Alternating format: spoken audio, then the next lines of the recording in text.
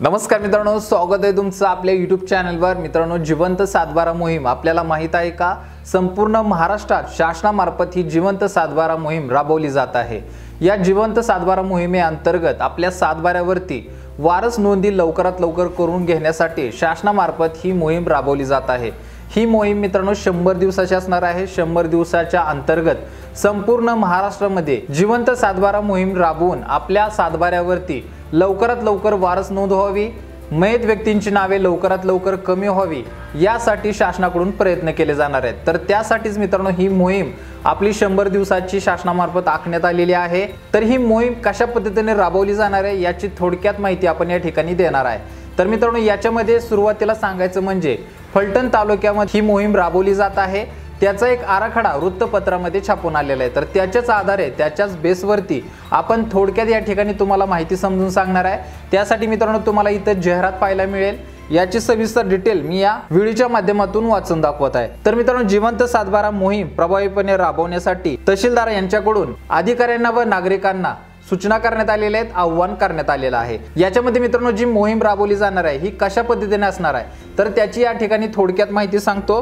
तर याच्यामध्ये 1 एप्रिल 2025 ते 5 एप्रिल 2025 पर्यंत तलाठी गावामध्ये चौडी वाचन करून त्या ठिकाणी मयत व्यक्तींची यादी प्रसिद्ध केली जाणार आहे, त्या ठिकाणी घेतली जाणार आहे। तर ही यादी मित्रांनो तलाठी अधिकाऱ्यांकडे तयार केली जाणार आहे। त्यासाठी आपलं सगळ्यात महत्त्वाचं काम असणार आहे की आपल्या घरातील आपल्या सातबाऱ्यातील कोणती व्यक्ती मयत असेल आणि त्यांचं सातबाऱ्यावरती नाव असेल तर तुम्ही त्या ठिकाणी तलाट्यांना त्यांचं नाव देणं खूप गरजेचं आहे। जर नाव दिलं तरच पुढं याद्या तयार करताना त्या याद्यांमध्ये त्यांचं नाव घेतलं जाणार आहे, जेणेकरून ही प्रोसेस लवकरात लवकर तुमची होऊन वारस नोंदी होणार आहेत। त्यासाठी मित्रांनो पुढे दुसरा टप्पा असणार आहे।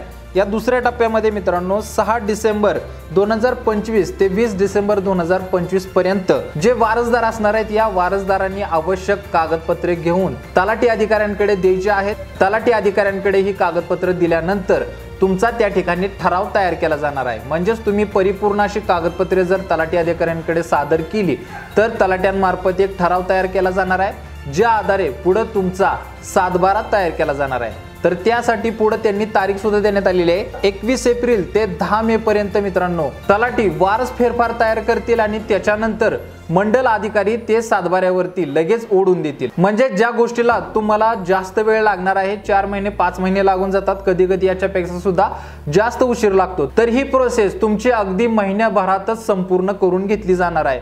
त्यासाठी मित्रांनो या जिवंत सातबारा मोहीममध्ये आपल्याला सहभाग घेणं खूप गरजेचं आहे। त्यासाठी तुमच्या गावामध्ये कोणत्या तारखेला ही मोहीम राबवली जात आहे ही तुम्ही लक्षात घेणं गरजेचं आहे। त्यासाठी आपल्या गावातील तलाठी अधिकाऱ्यांपाशी जाऊन चौकशी करायची आहे।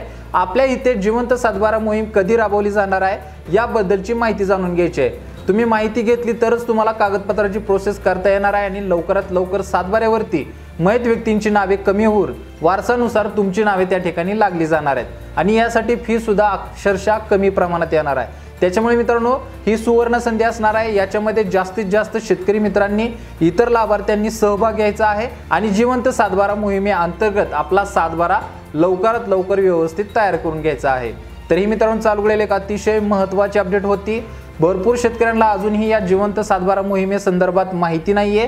त्याच्यामुळे जे शेतकरी जे लाभार्थी आपला हा व्हिडिओ पाहतील त्यांनी आपल्या मित्रांना नक्की हा व्हिडिओ शेअर करा। त्यांना व्हिडिओ शेअर झाला तरच ते व्यवस्थितरित्या व्हिडिओ पाहतील आणि आपल्या गावामध्ये तलाठी अधिकाऱ्यांकडे याबद्दल चौकशी करतील। तर मित्रांनो आजच्यासाठी येथेच थांबतो। अतिशय महत्त्वाची अपडेट होती, तुमच्यापर्यंत पोहोचवणं गरजेचं होतं।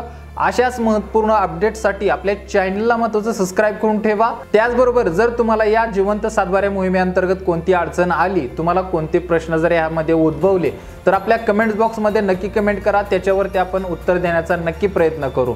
तर मित्रांनो भेटू पुढच्या व्हिडिओमध्ये नवीन अपडेट्ससह नवीन माहितीसह। तोपर्यंत धन्यवाद।